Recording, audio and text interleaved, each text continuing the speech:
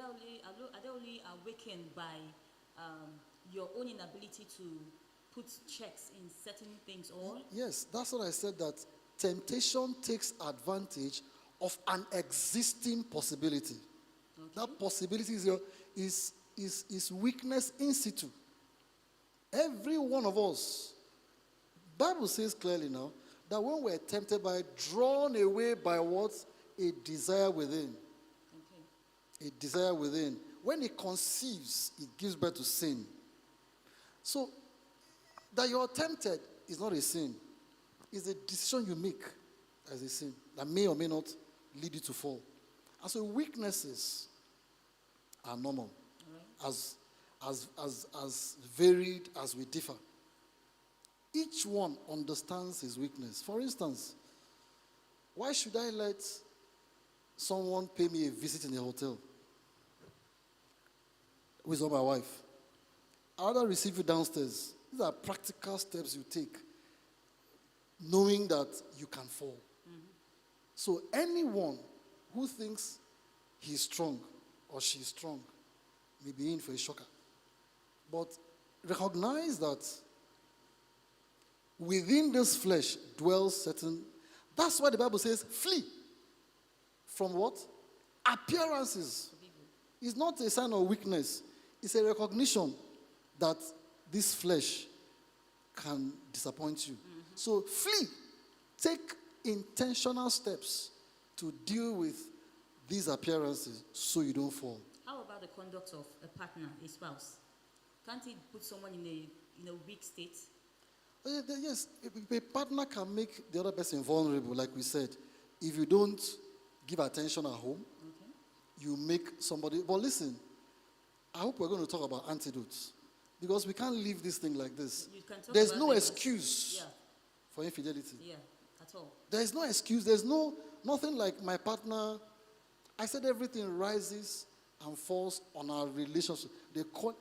Joseph was confronted with a woman, right?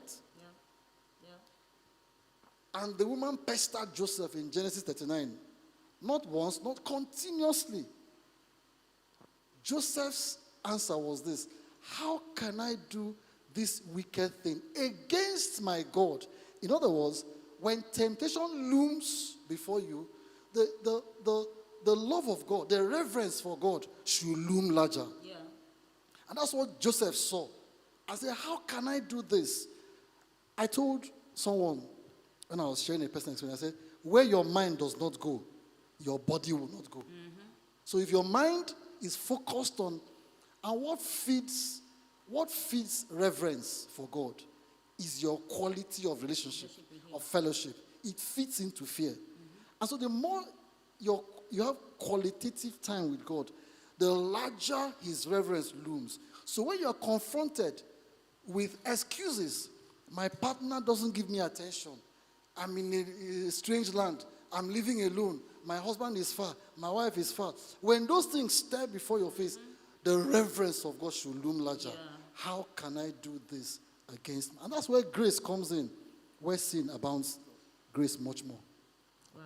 So couples should know that every partner has their own fair share of weaknesses and should not add to it. I would like to also include that unresolved conflict can put partners on a pedestal, a weak pedestal, where they can fall prey to cheating. Yes, correct. And when you deprive your spouse sexual needs, yes, and then fantasies, when you fantasize about, just like you said, feeding your mind, instead of focusing on what you have and utilizing and maximizing her to your utmost, you are busy fantasizing and wasting time on what you do not have and what you cannot get.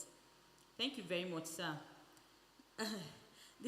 There's a usual, this topic is a topic where if you bring it up a lot of times, you get to hear men on the defensive and say, well, when the woman cheats, it cuts deeper.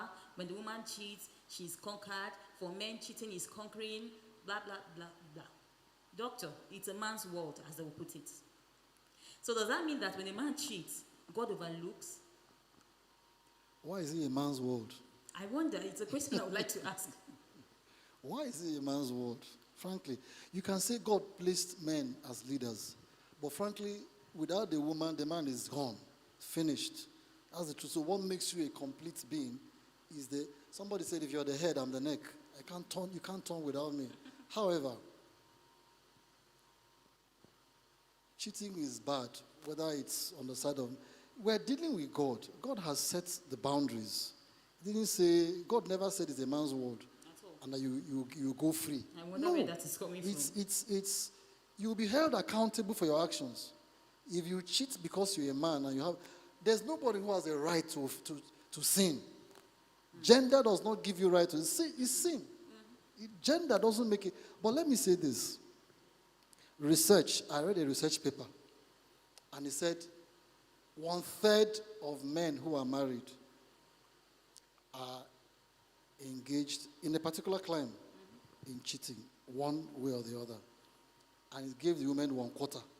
A quarter is a high number. And let me tell you, the impression that women are the ones being pursued now is no more there. I'm a man, I can tell you Yeah. that the small experiences I've had is not from men, it's women. I didn't go after them. I didn't go.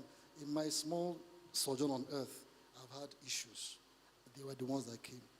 And I've had to deal with that the same way Joseph dealt with it. All right? So, the responsibility to say no is not gender-based.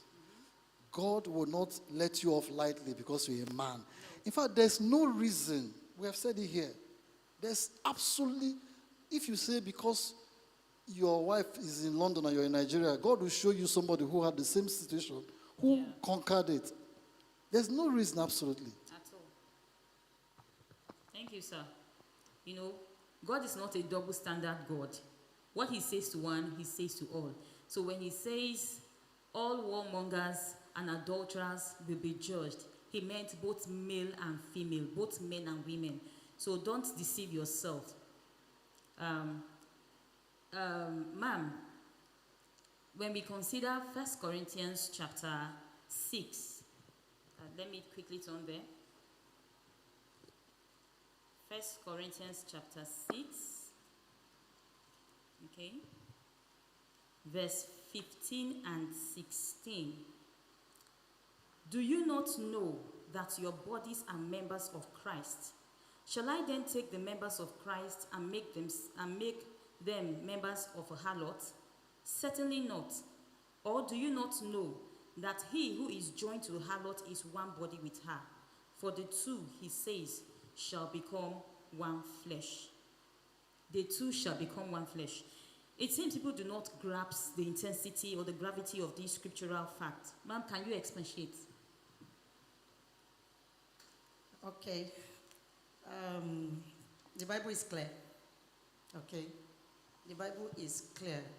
The sole reason for marriage, when the Bible called for that institution, is for two, man and woman, to become one. And that is the only condition at which the Bible made the sexual home open for everyone. So if you, from day one, with this understanding, say, I'm going into marriage, that is, you're going into marriage with the understanding that you're going for this man solely, or you're going for this woman solely, based on God's standard. There is no double standard with God. There is no two husbands with God. Neither is there two wives with God. He made them, the Bible recorded that he made them male and female. He did not make them two male, one female. So if you're coming into this union, you have this understanding already. So that means you are coming in to accept the condition God has given to you. God has says you're coming to be with Mr. Ako, and you're being with him for life. And there is no room for divorce, except with a clause of infidelity. Okay? Now, in this case, when you're coming into a marriage, you're coming in with that understanding that I'm not going anywhere. And no matter the situation I see, I stay with this person. No matter the difficulty, no matter the challenges, I stay with this person. Rather, when it gets too difficult, I should go to the one who made us one, who is God. That means God expects that. He's not saying, he's never promised us that the marriage was going to be a smooth journey. If you are thinking that, if whoever tells you that because you are married as a Christian woman or as a Christian man, that you're going to have a smooth journey in marriage, this is fallacy, this is a lie. There's nothing like that. The temptations will come, the troubles will come, but we have one place, we have one confidence, which is the place of the Holy Spirit to God. And I've just like Doctor put it earlier, that he has never seen a problem that God could not solve. And be it in marriage or in anywhere. So no matter the problem you're coming in contact with from the moment you go into that union, and you try on your own, sometimes we like to do it on our own.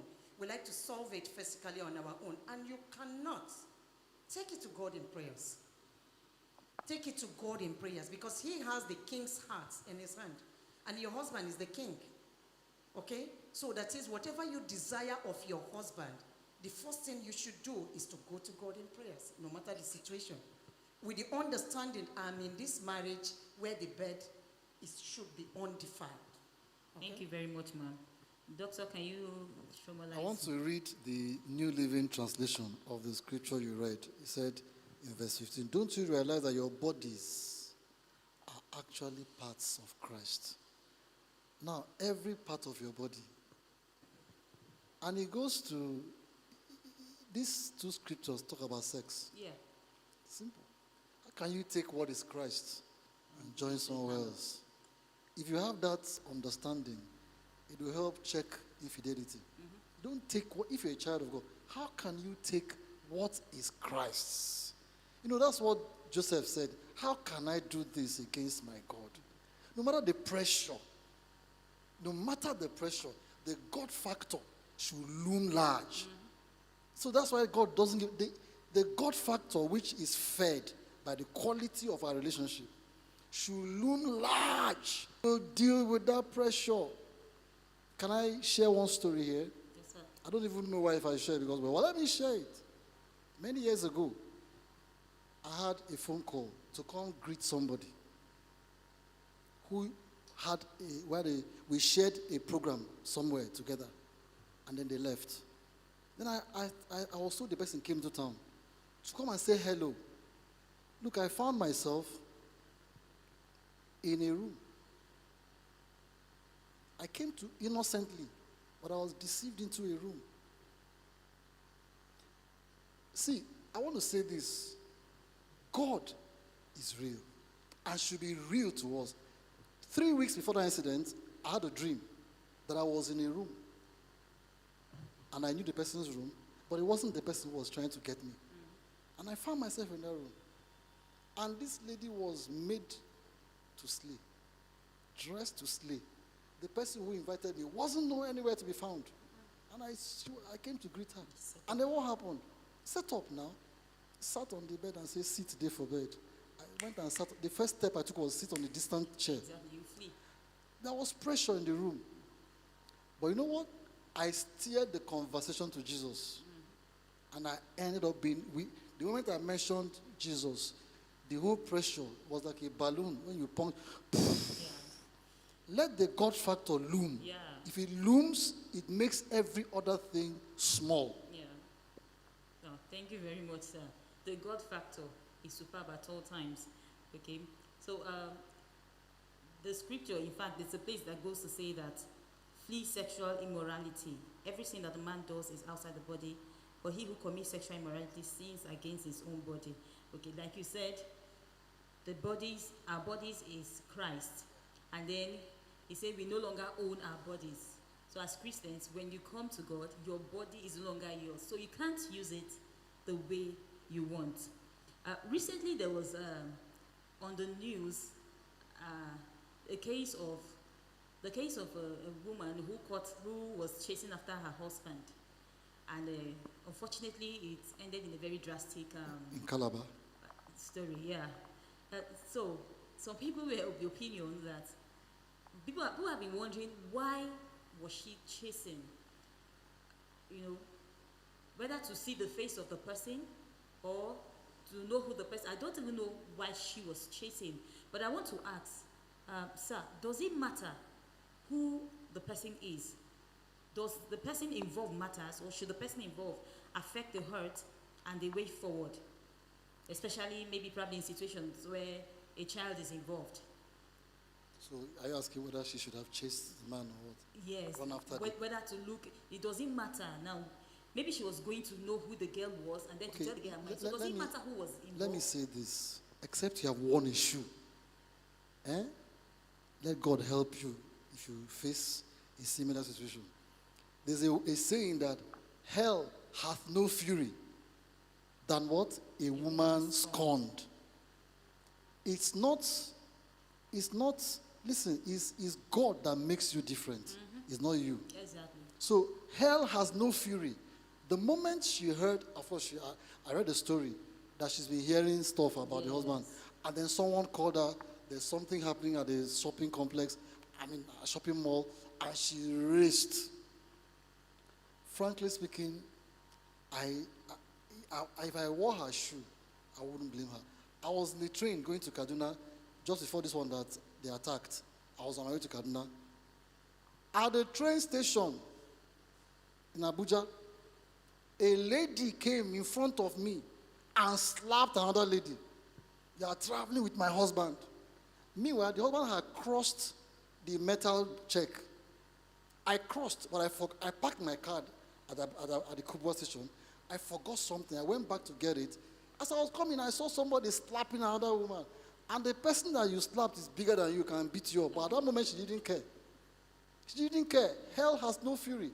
And listen, my friend and I who traveled together ended in the same hotel with this couple. The woman denied she didn't know anybody. Say it's a lie. Somebody phoned me. You are traveling, you have people, they are workplace colleagues.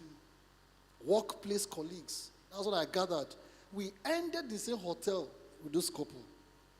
What you will do under those situations, really, you don't blame the woman, but really, frankly speaking, that's where I can't talk about this thing without mentioning God. But if it is you, don't say, "I can never do that." No. But the grace of God will help whoever, if the person has God. Because believers cheat. Yes. So if a believing wife hears that the believing husband is somewhere, except God helps you, may do worse. Because the truth is, hell, I think it's Shakespeare, hell hath no fury than a woman scorned. No. So, but what you will do per time still takes you back to your connection with God. Your connection with God determines what you will do. I don't know if I answered your question. Yes, sir. So, thank you, sir. Ma'am, if you were in that shoes, would the person involved be an issue for you? I didn't get you, please. Now, does the person involved with your spouse, now, as for example, with your spouse, does it matter? You know, some people will say, well, if I see my husband with another woman, well, I will just let the woman be and deal with my husband. Now, would it be different if the other woman happens to be your best friend or your sister, and probably she's pregnant, and would it have affected the way you feel and the way forward? Well, you know, this question is It's getting home now, it's personal. no, thank you. Reactions you can't say, actually, except you find yourself in that situation. It's easy to give advice, okay? It's easy to say, I will do like this, I will do like this, especially when you have not yet there. But when you find yourself in that situation, to be honest, you can't say how you're going to react. Because the impulse that flows that moment, you really cannot say. Some might come as a shock for you that you might not be able to even say anything. You might just like freeze that very moment that you can't say anything. And then it could be another kind of adrenaline that will just pour on you, and then you turn to a tiger that very moment. You want to fight, you want to confront.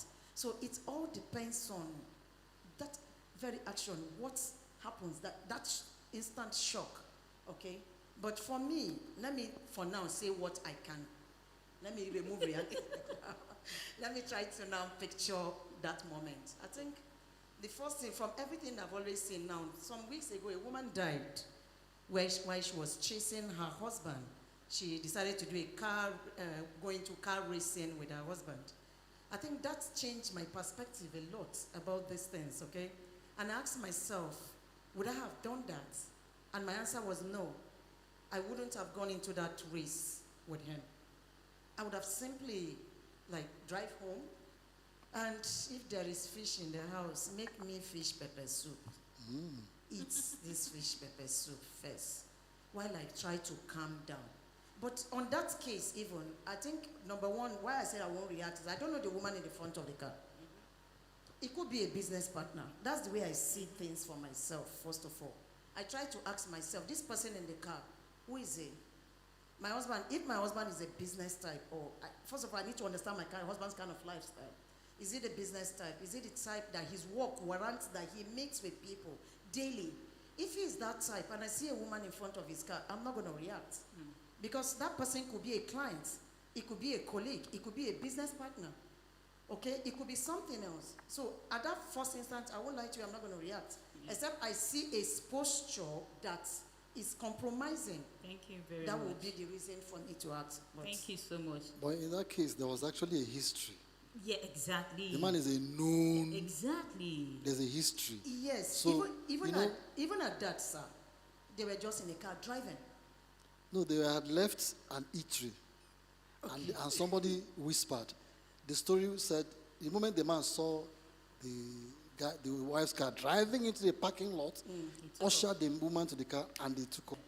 Why run away? The guilty are afraid. But the guilt is already there now, so why chase again? Actually, there's no excuse to chase. There's no excuse because But the truth is, for you him don't know what you will do. Yes, that's what I And said. I don't blame the woman. I don't blame her. But you need to be connected to God Yes. to do the right thing. Yes, Yeah. but because why I said there was no need for the chase at first, because already he has exhibited a guilt by trying to run.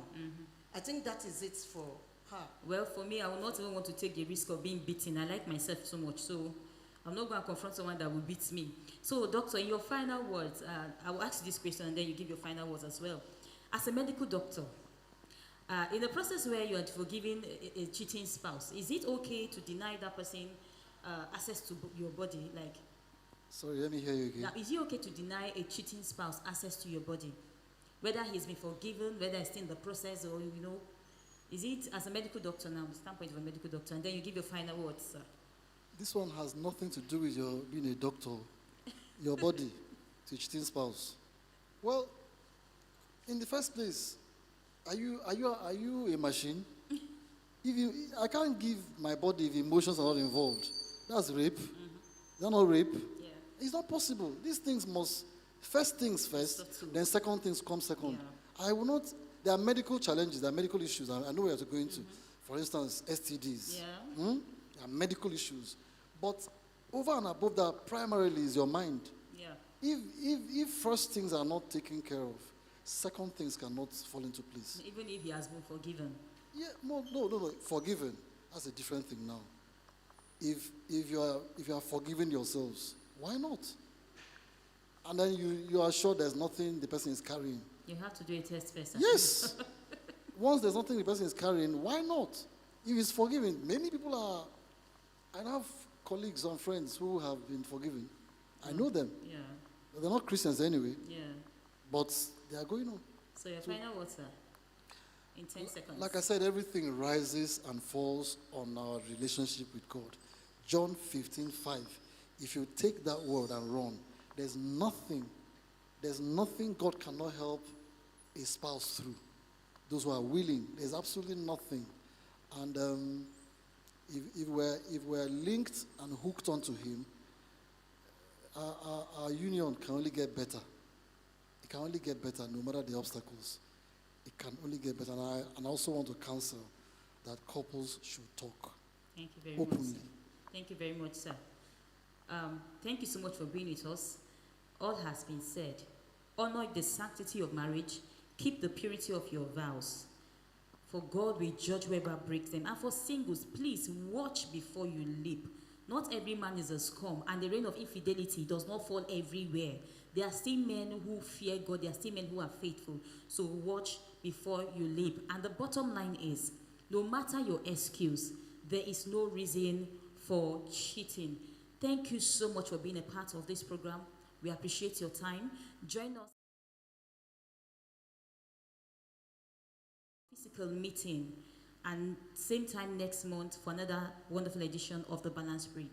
Thank you so much. We love you.